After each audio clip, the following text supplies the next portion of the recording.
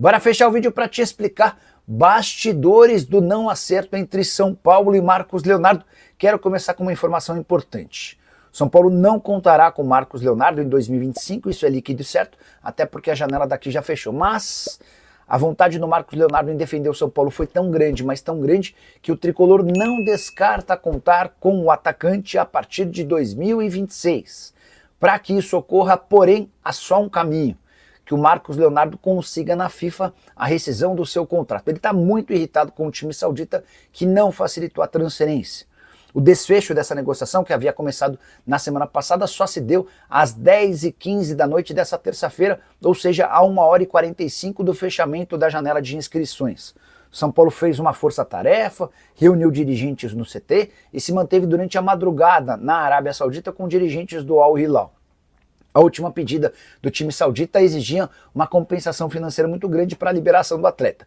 Nem o fato de o Marcos Leonardo ter aberto mão de tudo que receberia de salários até dezembro, por lá ele ganha 2.700.000, permitiu o acordo. Cheguei a conversar com um dirigente São Paulino que disse, abre aspas, foi uma pena, o jogador queria muito vir, mas os árabes ficaram com bronca do atleta por causa do vazamento da notícia.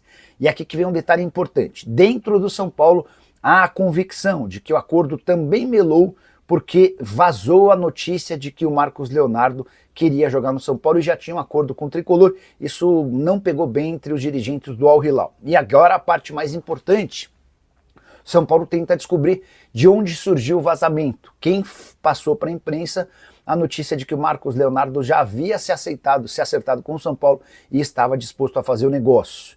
O Baby, líder, presidente da principal organizada do São Paulo, a Independente, fez um texto em suas redes sociais acusando Carlos Belmonte de ter sido responsável pelo vazamento, tá? A parte em que o Baby se refere a esse caso diz, abre aspas, mais uma farofa de quem não entende nada de futebol. Só para contextualizar, o Carlos Belmonte é chamado pelos inimigos de boca de farofa.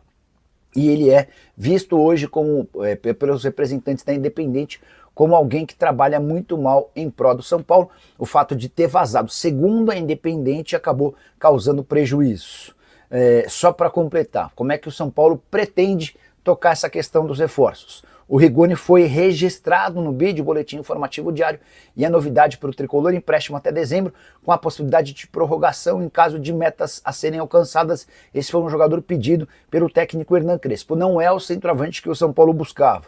O tricolor agora tem como oportunidade a contratação de centroavantes apenas desempregados. A janela fechou nessa terça-feira, mas se o atleta já estivesse livre antes do fim do fechamento, esse atleta ainda pode ser contratado. O grande ponto é que restringe demais o mercado do tricolor. Se Marcos Leonardo conseguir a rescisão do contrato na Arábia Saudita, ele vai ter essa oportunidade a partir de 14 de setembro. Quando seu nome ficar de fato de fora da lista de inscritos no Campeonato Saudita, o São Paulo pode tentar um acordo com Marcos Leonardo para que ele chegue sem custos a partir de 1º de janeiro de 2026. A saideira sobre o São Paulo: Luan, volante do tricolor revelado na base, foi procurado por Botafogo e Fortaleza, mas preferiu permanecer no Morumbi. Se curtiu o vídeo, não esquece de deixar like, se inscrever no canal. Bora fechar o vídeo para falar sobre um X9 no São Paulo. X9 é a figura do cagueta, do cara que passa informações, enfim. E essa notícia relacionada ao São Paulo surge do presidente da principal organizada do São Paulo, Baby, presidente da Independente. Ele usou suas redes sociais para mostrar irritação com alguém do departamento de futebol do São Paulo na Barra Funda. Bora ler o texto do Baby. Tem X9 vazando informações privilegiadas para a imprensa, que acaba atrapalhando negociações com atletas, inflacionando o preço e dando brechas para outros clubes entrarem na parada. Mensagem do X9: olha, não fala para ninguém, mas está quase fechado. Essa é a frase que todos os repórteres recebem de algum dirigente do São Paulo em tempo real. Por isso que, para nós, tudo se torna mais difícil. Quem será o X9? Dê serviço à instituição, foi o que escreveu o Baby. Imagino que ele esteja fazendo referência à divulgação durante o final de semana de um acordo muito próximo do Marcos Leonardo com o São Paulo. O que de fato, esse anúncio gerou mais problemas do tricolor com o Al Hilal.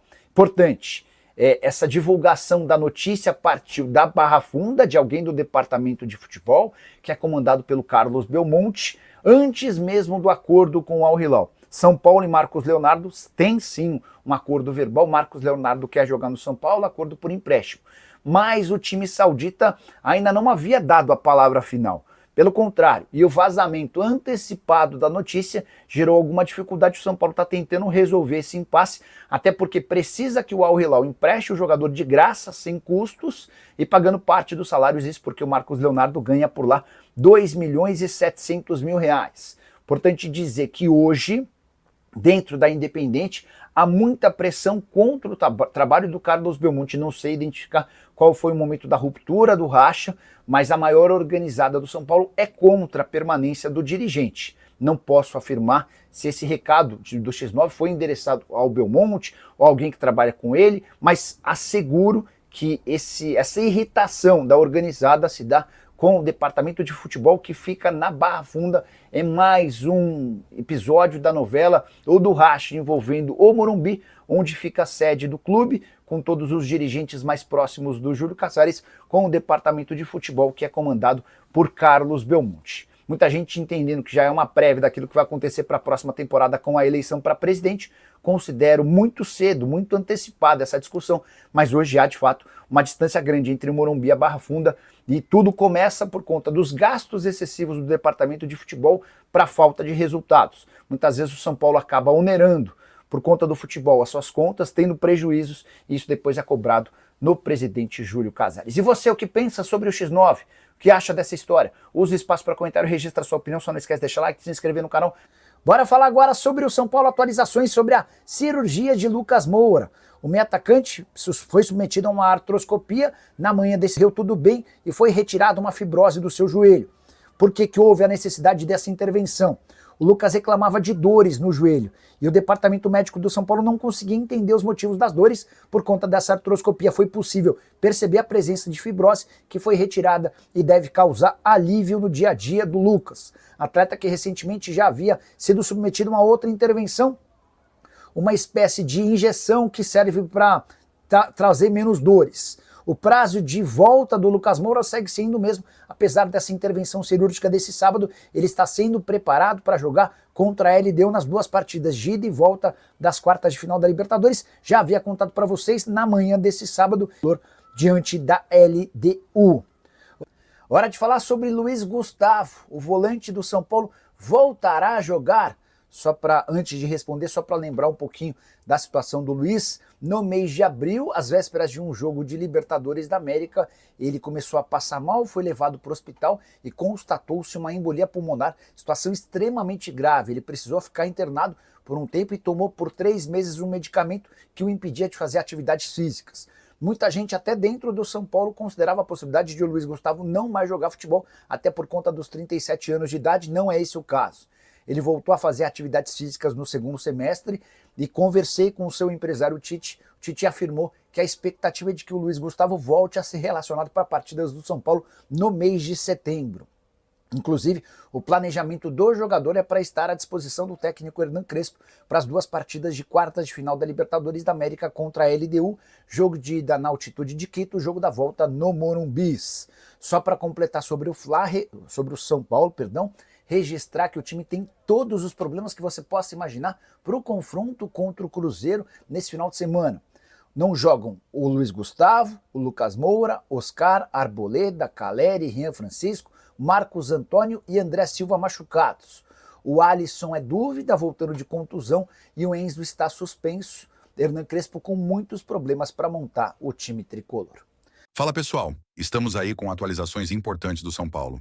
Se inscreva e ative o sininho para receber mais atualizações do tricolor. Deixe seu like, que é muito importante para o crescimento do canal. Utilize o espaço aqui embaixo para registrar sua opinião. Ficamos por aqui com mais esse giro de notícias. Um abraço e até o próximo vídeo.